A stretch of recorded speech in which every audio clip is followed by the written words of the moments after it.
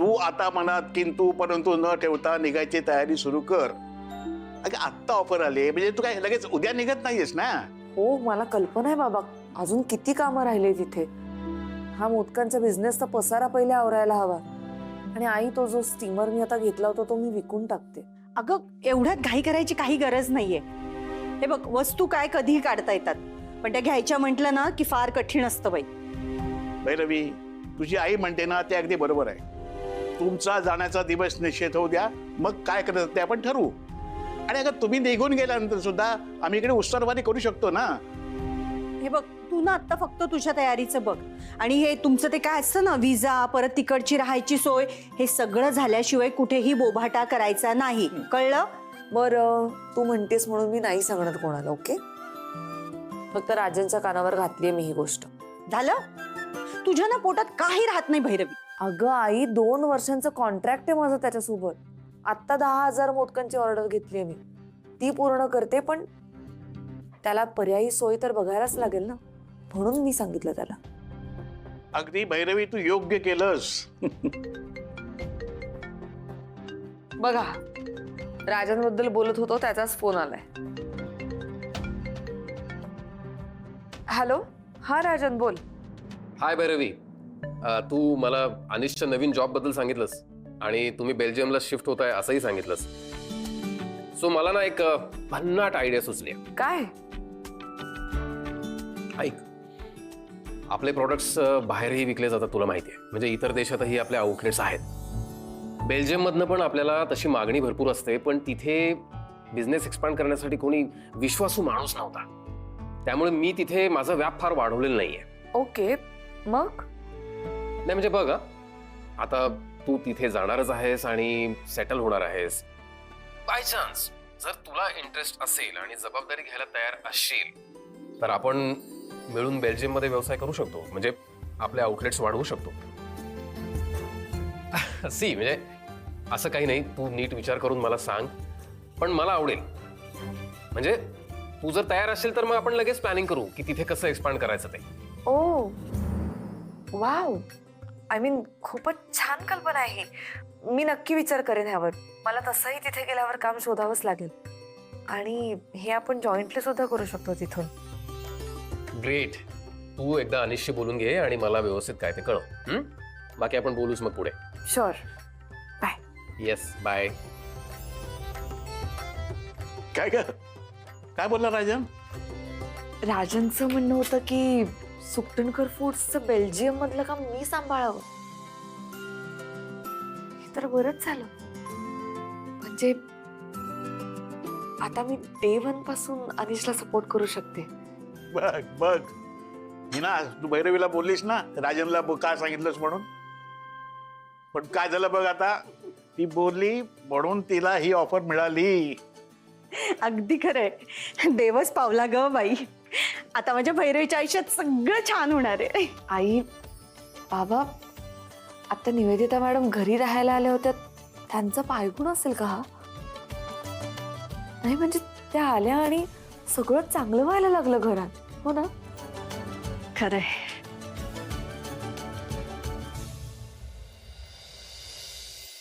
अरे वा, म्हणजे आंधळा मागतो 1 डोळा आणि देव देतो 2, असं झालंय सगळं.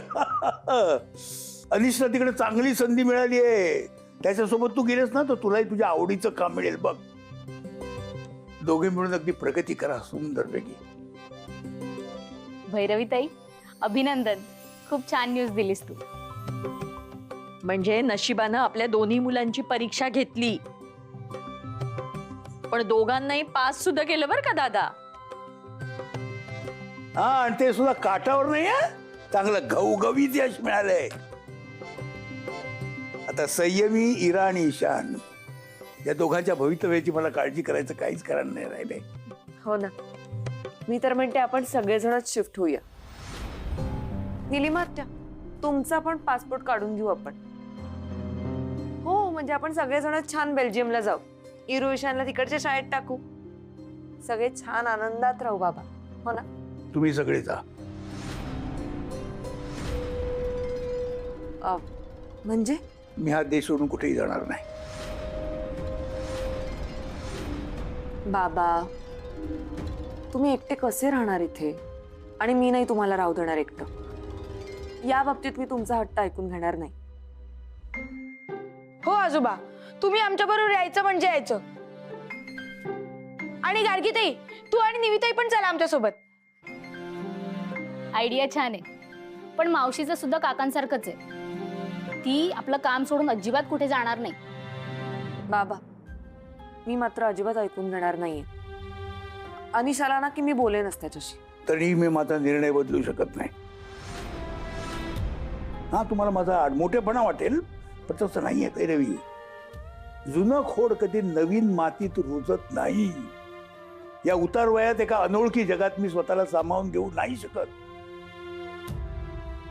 मग आजोबा तुम्ही इकडे एकटे कसे राहणार? बघा, मुलांनाही काळजी आहे तुमची. पण मी एकटा कुठे आहे? निलिमा आहे माझ्या बरोबर. भैरवी, तुझे आई बाबा आहेत माझ्या बरोबर. आम्ही घेऊ एकमेकांची काळजी. हा, पण तुम्ही मात्र उंच भरारी घ्या. बरं झालं अनिशालाच. तूच समजाव आता बाबांना काय म्हणतात बघ. हे अनिश काका, हे आजोबा बघ ना, आपल्या बरोबर फॉरेन यायला नाही म्हणतायत. अरे, तू कशाला तोंड पाडून उभा आहेस? झालं का बोलणं त्यांच्याशी? हो झालं. मी त्यांची ऑफर नाकारली आहे. काय? हो बाबा, आपण कुठेही जात नाही आहोत. अनिश, काय बोलतोयस तू? का केलंस तू असं? इतकी चांगली संधी तू का धोकावलीस? नोकरी चांगली होती, आवडीचं काम होतं ना. अनिश, पगारामुळे काही वाद झालाय का? पण त्यांनी जो सांगितला होता पगार, तो तुला मान्य होता, राईट? नाही, तसं काही नाहीये. इनफॅक्ट माझ्या अपेक्षेपेक्षा जास्त पगार होता. अरे पण नक्की काय झालं ते तरी सांग ना. का नाही म्हटलं त्यानं तू? बाबा, मी त्यांना फॅमिली अकोमोडेशनचं विचारलं. त्यांनी फक्त मला माझ्या बायकोला आणायची परवानगी दिली. बाबा, 4 पैसे जास्त मिळत आहेत म्हणून मी तुम्हाला आणि मुलांना सोडून कुठेही जाणार नाही. इथेच एखादी नोकरी शोधीन, पण आपण सगळ्यांनी एकत्र राहायचं. खरंच मला अभिमान वाटतो तुझा अनिश. इतके दिवस ज्या कर्त्या पुरुषाचा मी शोध घेत होतो, तो आज मला मिळाला. काय हरकत नाही. आपल्या देशात सुद्धा चांगल्या संधी आहेत. तू काही काळजी करू नको. अगं भैरवी, अगं तुला त्यांना कळवायला लागेल ना, नाही तर ते पुढच्या तयारीला लागतील. हो, मी करते त्यांना फोन लगेच. काय झालं? कशाबद्दल बोलताय तुम्ही? अरे, तुला परदेशात नोकरी लागली असं भैरवीने राजन सुखठाणकरांना कळवलं ना, तर ते म्हणाले की मग तू आपलं काम सुद्धा परदेशात राहून करू शकतेस. What? That's an amazing news. By the way, I think you should go. मी आहे तुझ्या पाठीशी. हे बघ, तू तिकडे जा आणि तुझं नवीन व्हेंचर सुरू कर. अँड डोंट वरी, मी आहे ना इथे. मी बाबांची आणि मुलांची काळजी घे. अनिश, अरे मी तुम्हा सगळ्यांना सोडून तिथे एकटी राहीन असं वाटतंय का तुला? आणि मी फक्त माझ्या प्रगतीचा विचार करण्या इतकी स्वार्थी आहे का? हे बघ, सुखटणकर फूड्सने मला ही संधी दिली आहे, मला मान्य आहे. पण म्हणून सगळ्यांची तुम्ही सोय करू शकता का असं मी राजनला नाही ना विचारू शकत. आय नो, पण म्हणून तू इतकी गोल्डन ऑपॉर्च्युनिटी सोडणार आहेस का? अर्थात, त्यात काय एवढं? कुटुंबापेक्षा मोठं काहीच नाही अनिश. मी राजनला कळवेन आणि तो नक्की समजून घेईल. लोकही आपापल्या प्रगतीच्या मार्गाकडे पाठ फिरवत आहेत. केवळ आमच्यासाठी कितपत योग्य आहे?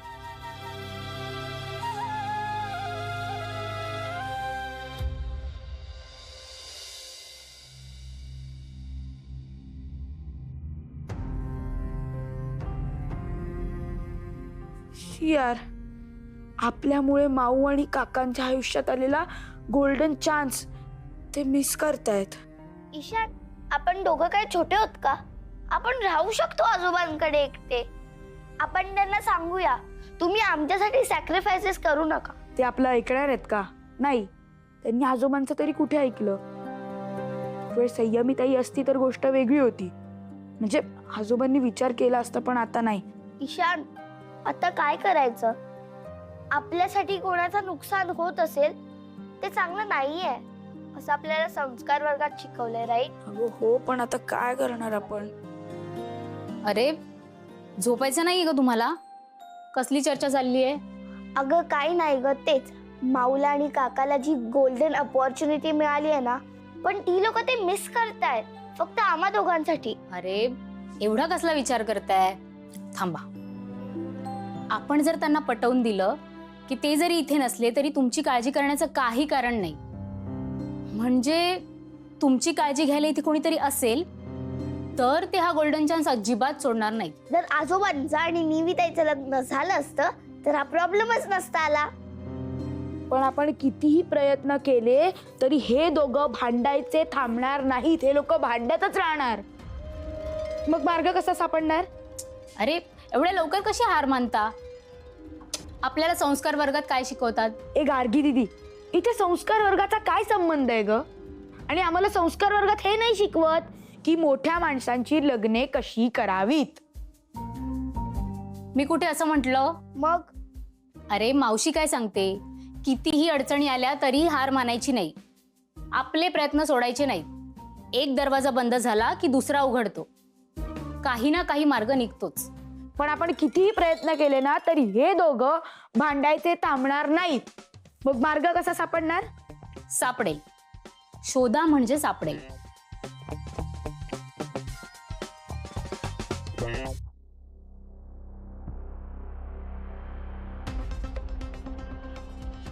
हा नाही. ए आयडिया सापडली. काय?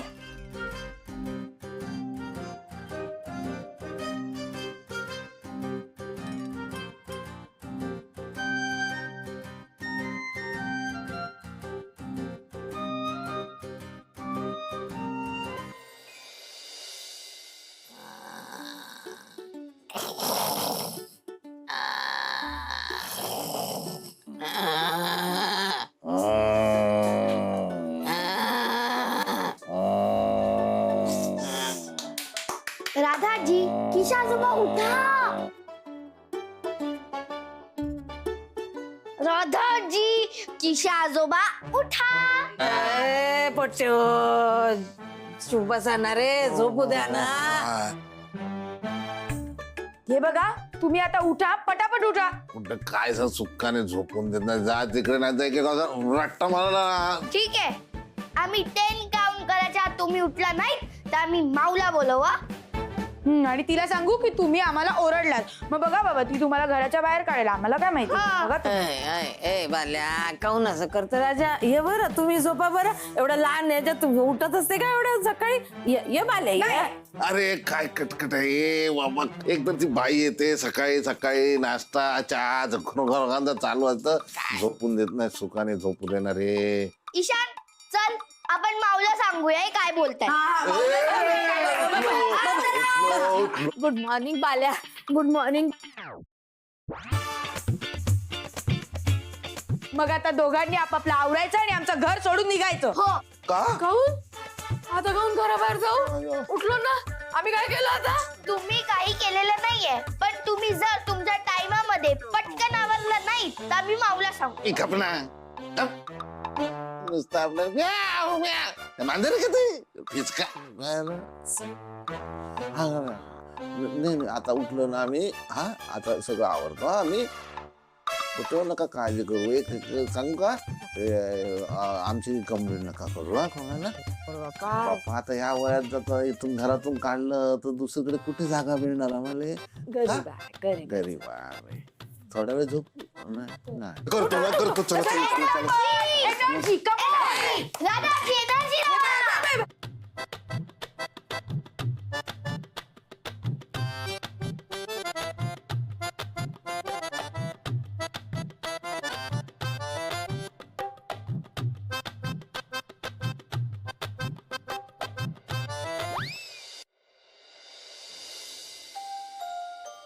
अनिश निघूया. हो चल, झालंय माझं. बाबा कुठे गेलेत? अरे बाबा ईश्वर काकांसोबत बाहेर गेलेत कुठेतरी. अच्छा. हो, मावशी पण एका संस्थेत गेलीये. हो का? का मग यांना शाळेत कोण सोडेल? भैरवी एक काम कर, तू पुढे हो, मी यांना सोडून येतो. नको नको, गार्गीताई सोडेल आम्हाला.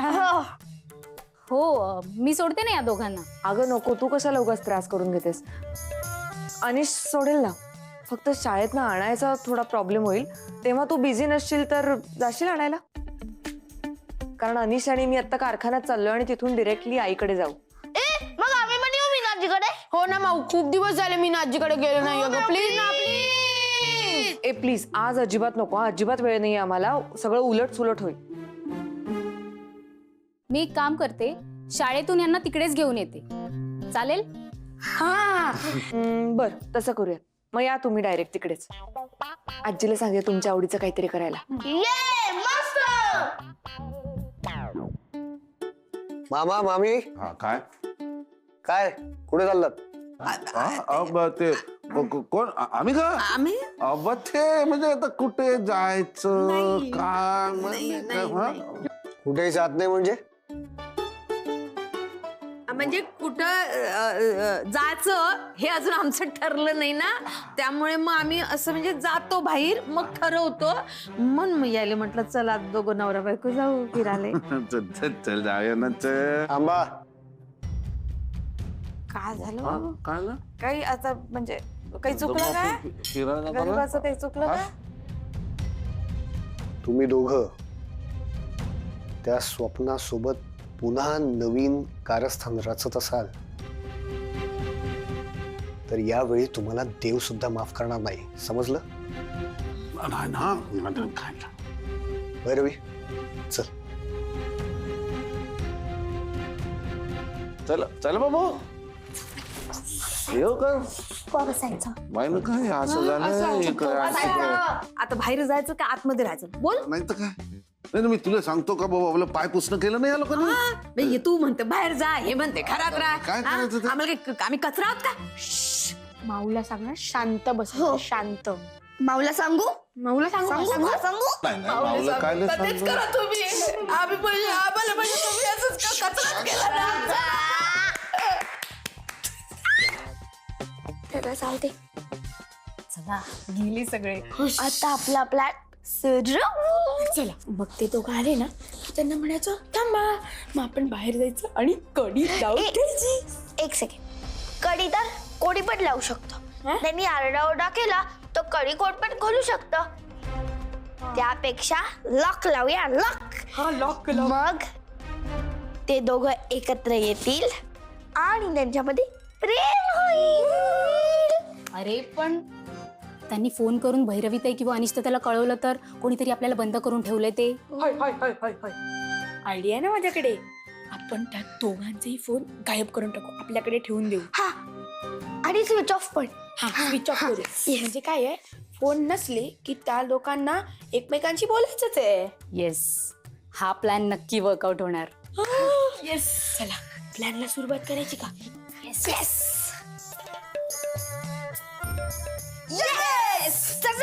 नाश्ता आणि मग चेंज करायला जा. हा. हो.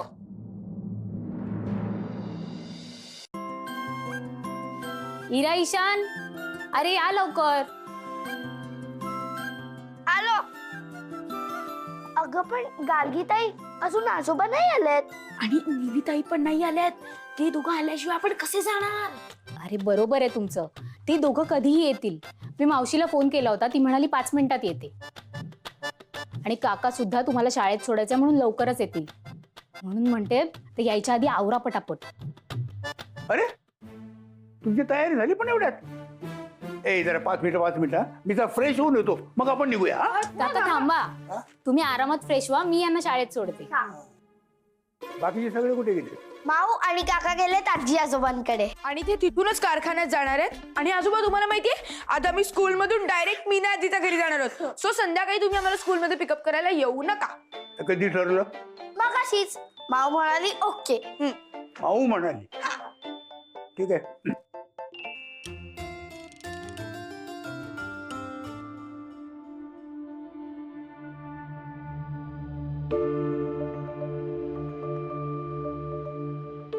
आज एवढं लवकर तयार झालात तुम्ही? बघ ना मावशी, अगं मला काही सांगावं सुद्धा नाही लागलं. दोघांनी स्वतःच आवरले. ह्याला म्हणतात संस्कार वर्गाचे परिणाम. शाब्बास. अगं मी सोडते दोघांना आणि तिथूनच लायब्ररीत सुद्धा जाऊन ये. बर, अभ्यास पण असाच करा पटापट.